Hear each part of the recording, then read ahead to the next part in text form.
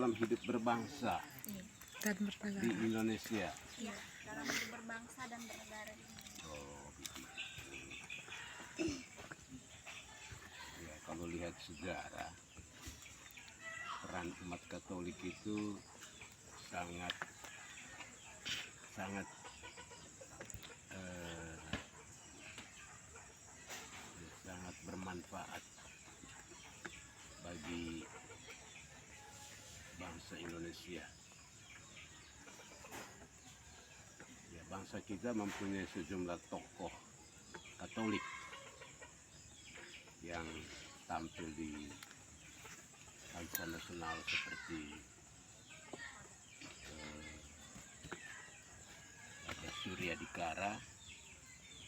Surya Dikara itu yang kemudian dia mendirikan Sekolah Tinggi Filsafat Dirgantara. Kemudian ada itu bukan umat ya, artinya umat dalam arti awam maupun Iya. Iya, oh gitu. misalnya ke Romo, peran umat Katolik itu yang Romo paham selama ini itu bagaimana?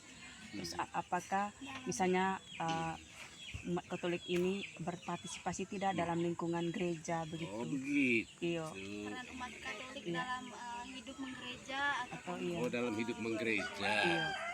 Itu berarti bukan religius ya, bukan hierarki gereja, tapi umat dalam arti Secara umum. dalam hidup menggereja. Ya akhir-akhir ini, terutama setelah Konsil Vatikan kedua, lalu ditambah lagi dengan pergantian uskup, terutama setelah uskup Edu atau sejak mulainya uskup Edu bertugas sebagai gembala di Keuskupan Ruteng. Saya tidak tahu di keuskupan lain, tapi di Keuskupan Ruteng yang saya tahu bahwa uskup Edu itu sangat melibat aktifkan umat dalam kehidupan menggereja, baik dari segi dari segi pelayanan pastoral. Dari segi pelayanan pastoral itu bahwa umat itu terlibat sebagai tim sebagai tim pelayan paroki. Nah, itu terutama berkaitan dengan adanya sekolah APK, PGAK, lalu kemudian STKIP dan STIPAS. Karena sekolah-sekolah itu mendidik awam atau umat Katolik untuk menjadi ya tenaga pastoral, menjadi guru agama atau menjadi pemimpin katekese di umat basis, atau juga menjadi seksi katekese di paroki-paroki atau seksi liturgi di paroki-paroki. Dan mereka itu sangat berperan dalam kehidupan parokial. Itu yang saya lihat. Sehingga sejak Uskup Edu bertugas sebagai uskup Keuskupan Ruteng sampai sekarang itu tidak pernah surut lagi peranan umat dalam kehidupan paroki. Itu dari segi pelayanan pastoralnya. Dari segi ekonomi gereja, itu peranan umat itu sangat besar, terutama dengan diterapkannya program gereja mandiri. Gereja mandiri artinya bahwa gereja itu kehidupannya ditopang oleh kontribusi umat. Nah, saya tidak tahu di keuskupan lain, tapi di Keuskupan Ruteng itu setiap umat setiap tahun per keluarga itu memberi kurang lebih 1 juta. Tapi sekarang berbeda-beda caranya, bukan per tahun, tapi ada paroki yang setiap kali berdoa keluarga ada kolekte masuk di kotak, dan kotak itu kemudian diambil oleh ketua KBG lalu dibuka di paroki, dan hasilnya seperti ada paroki tertentu misalnya di Datak saya dengar itu satu tahun itu bisa 200-250 juta. Oh, yang ini Romo yang besar itu gerakan Iya, sebentar. gerakan ya ada ya. Itu. Kalau itu sempat dulu Di- di- dilaksanakan Ya. di paroki Wainakeng. Oh iya iya. Lemor. Iya, iya. Nah, itu antara lain dari partisipasi umat dari segi ekonomi di situ. Lalu kemudian dari segi lain misalnya memberi kolekte di gereja. Saya lihat kolekte di gereja sekarang itu, ya saya bukan pastor paroki ya, tapi saya hanya dengar saja, dengar pengumuman bahwa kolekte itu minimal sekali kalau hanya 1 juta di satu paroki. Biasanya lebih dari itu. Sehingga di situ kelihatan bahwa kesadaran umat dan partisipasi umat itu untuk membangun gerejanya itu sangat tinggi. Lalu kemudian dari segi lain, kesadaran umat itu juga dalam melibatkan diri dalam kehidupan gereja itu juga terlihat dari support mereka untuk menyekolahkan anaknya di seminari, dan juga mendorong anak mereka untuk ikut pendidikan imamat. Pesan Ya. Saya mengharapkan kalian semua ini seperti yang saya angkat tadi, bahwa yang ideal bagi saya itu bahwa remaja itu masuk dalam salah satu kelompok kategorial seperti adakah kelompok Legio Maria, kelompok KTM, ada kelompok ya OMK. Itu bagi saya itu tidak terlalu jelas juga OMK itu apa kegiatannya, lalu siapa pendampingnya, lalu ada kegiatan rutinnya setiap minggu, doa bersama. Kalau hanya untuk main volley itu bagi saya itu itu seperti ya. Yang saya ingin itu kan ada kegiatan doa bersamanya.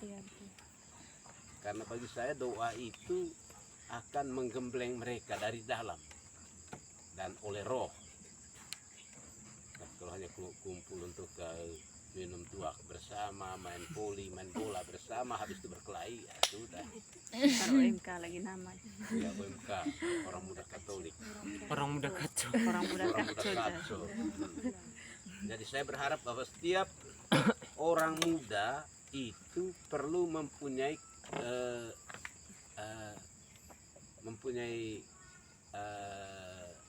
atau masuk dalam kelompok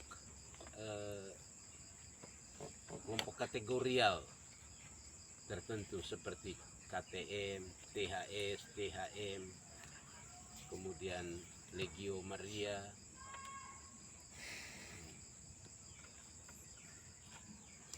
Lalu kemudian saya juga berharap bahwa dari pihak sekolah itu sekolah mewajibkan siswa-siswinya untuk ikut dalam kegiatan-kegiatan rohani seperti itu, terutama misalnya hari Minggu. Mereka perlu diwajibkan bahwa besok semua harus ikut misa. Misalnya misa di gereja mana, tergantung paroki dari mana gitu. Dan perlu kontrol.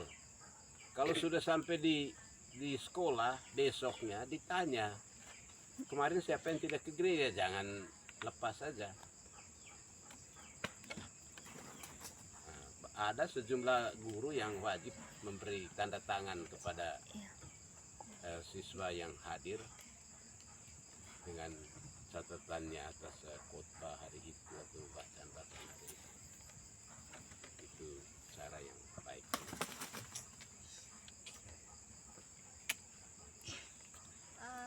Baik, terima kasih banyak Romo atas partisipasinya, sudah meluangkan waktu untuk membantu kami menyelesaikan tugas kami.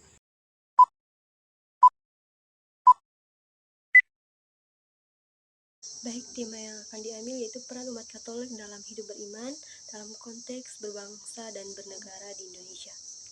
Nama pastor yang kami wawancara itu Pastor Hendrikus Seta OFF. Peran umat Katolik dalam berbangsa dan bernegara, yaitu umat Katolik sangat berperan penting dalam menggereja. Contohnya, umat mendorong anaknya untuk mengikuti sekolah seminari, terutama di Keuskupan Ruteng. Walaupun biaya masuk seminari sangatlah mahal, tapi orang tua tetap mendorong anaknya untuk masuk sekolah seminari. Dalam sisi pembangunan, masyarakat juga menyumbang uang pada paroki seperti uang derma dan uang kolakte. Jadi peran umat Katolik, peran kaum awam sangatlah penting bagi hidup menggereja. Halo, perkenalkan nama lengkap saya Natalia Nurhayati dari Prodi Akuntansi Perpajakan semester 1. Refleksi pribadi dari hasil wawancara. Peran umat Katolik dalam hidup berbangsa dan bernegara adalah umat Katolik sangat berkontribusi mencakup aspek moral yang kuat dan semangat berdikari untuk menciptakan masyarakat yang adil dan bermartabat. Keikutsertaan aktif mereka dalam kegiatan sosial dan kemasyarakatan mencerminkan komitmen untuk mendukung pembangunan nasional dan nilai-nilai kebenaran dan keadilan bagi landasan utama. Sebagai tokoh atau contoh utama adalah Bapak Franz Leda, orangnya yang sangat jujur kita bisa mencintai pribadinya. Kemudian peran kaum muda dalam kehidupan gereja. Peran kaum muda dalam kehidupan gereja sangatlah penting, membawa keenergian, kreativitas, dan semangat untuk memperkuat komunitas iman. Dengan keterlibatan aktif, mereka dapat menjadi agen perubahan positif, memperkaya ibadah, dan memperluas pengabdian sosial gereja. Adanya partisipasi kaum muda juga menciptakan keseimbangan antara tradisi dan inovasi, memastikan kelangsungan gereja dalam menghadapi perubahan zaman. Sekian refleksi diri dari saya. Halo, perkenalkan nama saya Priya Priscilla Mawar dengan NIM 2303104, program studi akuntansi perpajakan. Pada kesempatan ini saya akan merefleksikan hasil wawancara Pater Hendrik. Jadi menurut Pater Hendrik, peran umat Katolik sangat besar untuk bangsa Indonesia. Contohnya dengan hadirnya beberapa tokoh besar. Salah satunya adalah Bapak Franseda, di mana Bapak Franseda merupakan tokoh Katolik yang membantu memajukan perekonomian Indonesia. Terus dengan hadirnya sekolah-sekolah Katolik yang ada di Indonesia, contoh yang paling nyata adalah di Labuan Bajo adanya seminari dan adanya Proksos. Terima kasih. Perkenalkan, nama saya Mariana Frianijo dengan NIM 23031015. Saya akan merefleksikan hasil wawancara saya bersama tim ke Seminari Kedentang bersama Pater Hendrik. Jadi menurut Pater Hendrik, peran umat Katolik dalam kehidupan gereja, berbangsa maupun bernegara itu sangat berperan aktif. Yang utamanya dari segi aspek pelayanan pastoral. Jadi umat Katolik itu sangat dilibat aktifkan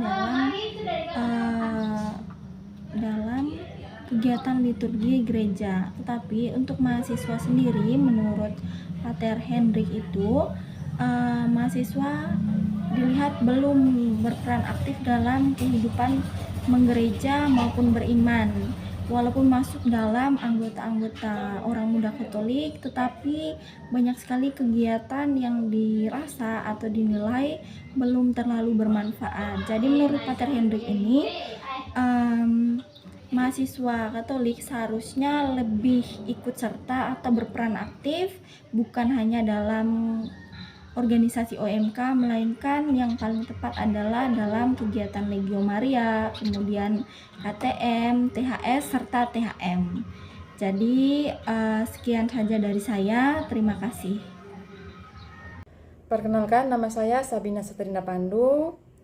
Saya mahasiswa Politeknik Al-Bajo Komodus, program studi akuntansi. Di video kali ini, saya akan menjelaskan sedikit mengenai hasil wawancara saya dan juga teman-teman kelompok bersama Pater Henry di Seminari KPB Ketentang. Jadi, saya akan menjelaskan mengenai peranan mahasiswa dalam hidup menggereja. Jadi, Pater Henry menganjurkan kita agar kita sebagai mahasiswa maupun sebagai anak sekolah harus terlibat aktif dalam kegiatan rohani.